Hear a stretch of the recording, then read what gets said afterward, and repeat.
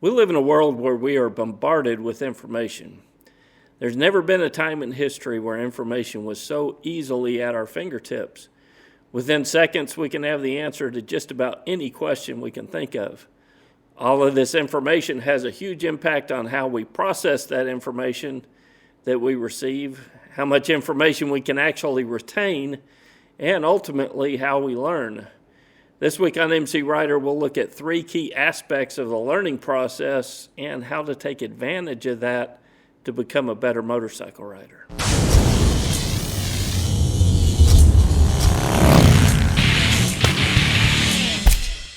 Hey, my name's Kevin, and I release a weekly video here on MCrider focused on road skills or road strategy to help you become a better rider. If you become a member of MCrider, you'll get access to the forums and the field guide that will give you the tools to develop your skills as a rider. I went to college from 1985 to 1989. In those days, personal computers were still very much a new thing, and the internet was very much in its infancy as well. When I did research papers in college, I had to actually go find books on the subject. I had to find magazine articles on the topic, and I had to go through microfiche to look for newspaper articles on the subject. Research was time-consuming. Today, not only is learning at our fingertips, but the growth of readily accessible knowledge is very specialized as well. Today's Siri or Google Assistant will answer questions in seconds that used to take hours sometimes to find. We can be very specific on what we're looking for online. Hey Siri, search Google for MCrider motorcycle training. Okay, I found this on the web for MCrider motorcycle training. Check it out. We can get direct access to a lot of MCrider pages just by asking our digital personal assistants to help us find it. But even with all this information readily at our fingertips, we still struggle in many ways to use this information to improve ourselves, particularly when it comes to a skill like riding a motorcycle. Just because the motorcycle skill can be accessed on our phone, it doesn't mean that we have it readily accessible to ourselves when we need it out on the road. Well, why is that? To put it simply, technology has made us lazy when it comes to learning a new skill. Getting information has greatly improved and become much easier, but the rules for developing a skill are still the same. When I was learning to ride, some of the information that I was taught was just plain wrong. Things like don't use the front brakes or you'll crash, which I was told by a police officer who administered my riding test, was just plain wrong. And much of the development I had as a rider was learned from trial and error.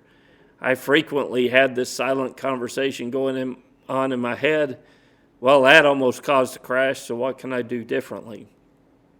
So let's look at the learning process and discover that critical piece that prevents many riders from improving their skills on a motorcycle. I did a lot of research when I was creating this video on how the brain actually learns. And when I started the process, it wasn't to create a video from it. It was just something out of my own curiosity and for my own knowledge. And it wasn't until I got into the research that I saw the direct application of what we're doing here on MCrider. The first stage of learning, as I found in my research, is called the input stage. And it's what's happening right now. You're sitting in a room somewhere, maybe you're at work, you're at the kitchen table or sitting on a couch and you're watching this on TV. Your brain is being bombarded with over 1 billion bits of information coming into it. Not only information is coming in from this video, but a Facebook notification just popped up on your phone, the dog just barked, or someone left the room. And all of this information is vying for your attention. Well, thanks to something called the reticular activating system, or the RAS, the brain is able to filter out the competing information, and it allows us to focus on what we deem as important. Now, hopefully you're still watching this video and recognize this as important information, and you're not overlooking to see what the dog was barking at. Now, if you decide that this is important information, your brain will transfer it to the hippocampus of the memory systems in the brain. This is the first stop, is the short-term memory. Kind of like the clipboard on your computer, The brain stores it in the clipboard and then decides whether to start saving it to the hard drive or just overwriting that stuff that's in the short-term memory of the clipboard. If you decide this is important information, your brain transfers that information onto what we call the elaboration phase. Now, elaboration makes information memorable and meaningful. Think of elaboration like a workbench. You take the items out that you're learning and you place it on a workbench and you're looking at it and you're trying to really understand the information that's contained in it. In this phase, the brain is really attempting to make the material a permanent part of the memory.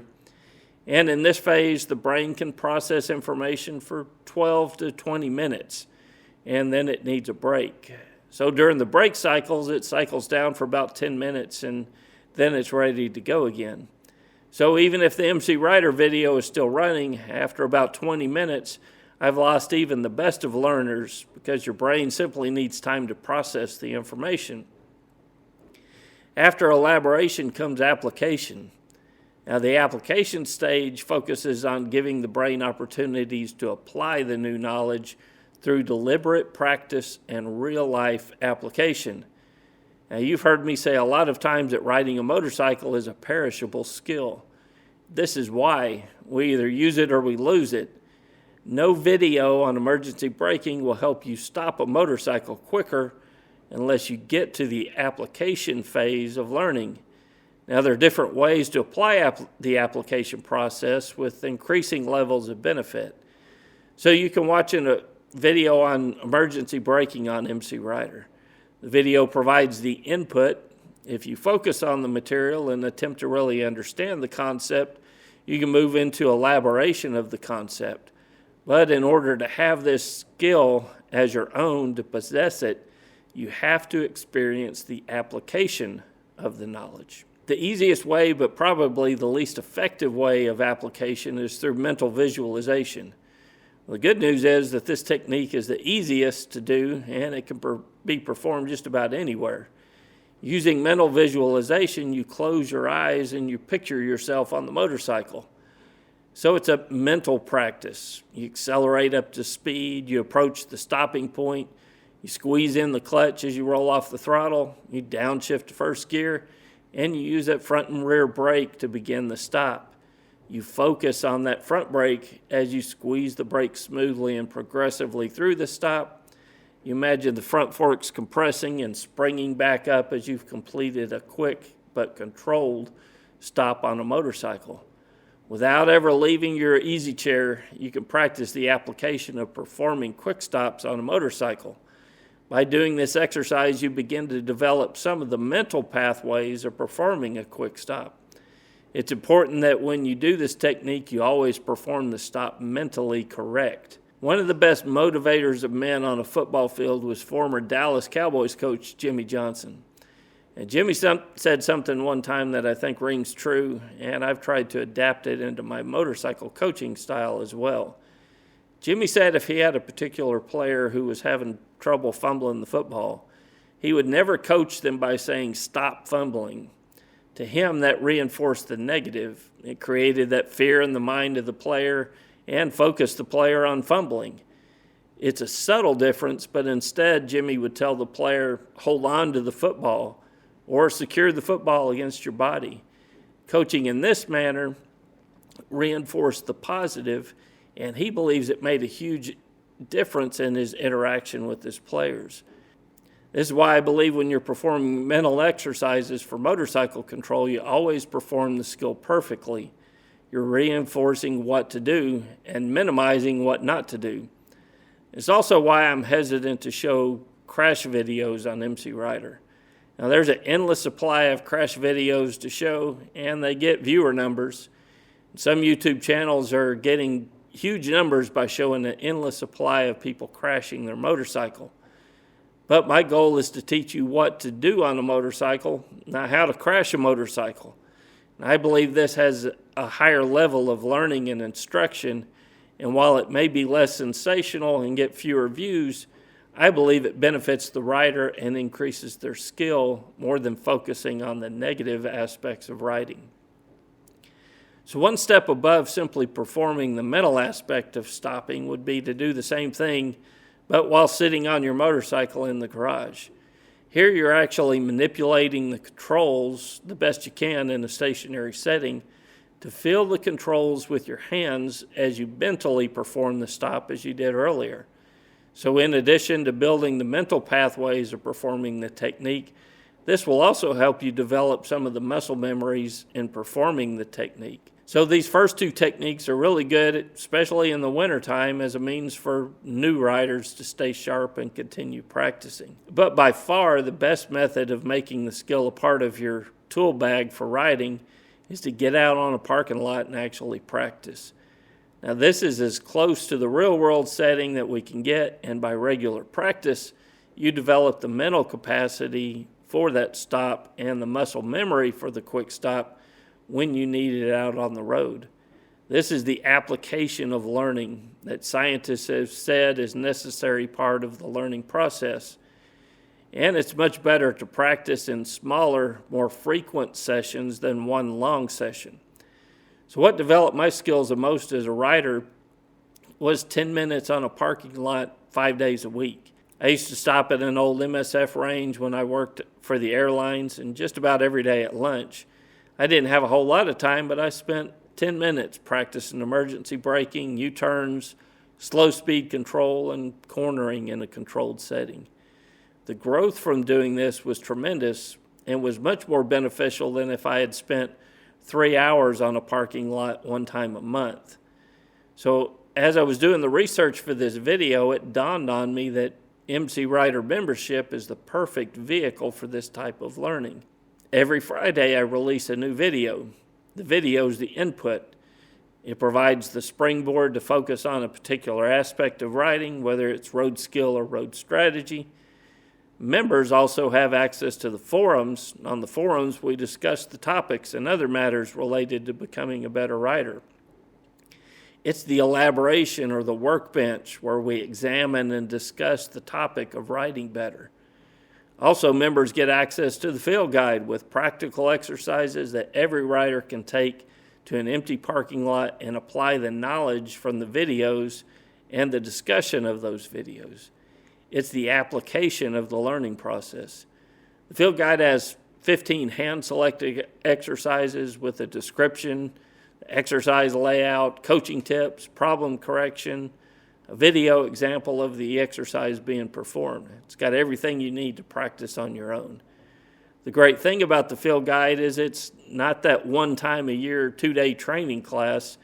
It's a supplement to that class that you can use frequently for those 15-minute training sessions on your own, on your lunch break, or on a Saturday afternoon ride when you're out riding around. It gives you that chance to practice those fundamental skills of riding a motorcycle, and it's a readily available tool that you can have with you at all times. The combination of the forums and the field guide is also cyclical, because many riders practice with the field guide and then they come back to the forums and they say, hey, I'm having trouble with this, and they go back into that elaboration stage and put it back on the workbench for other riders to help them solve the problem. Many riders are under that false impression that seat time alone will make them a better rider. Now, seat time will give you a lot of practice at riding in a straight line, getting around broad curves, and starting and stopping a motorcycle. You can become very proficient at that with seat time alone. But rarely is a rider injured when they can't stop a motorcycle at a stop sign. It's what you're training for in seat time.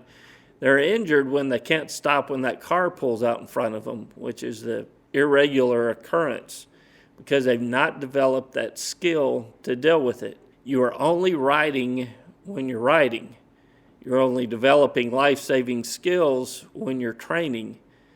Do more of the training so that you can do more of the riding. It takes all three mental tasks to develop a skill: input, elaboration, application. It's how you learned to ride a motorcycle in the 70s, and even with the advent of MCrider on YouTube, it's how you learn to ride a motorcycle today. Till next week, guys, this is Kevin with MCrider, and I'll see you on the road.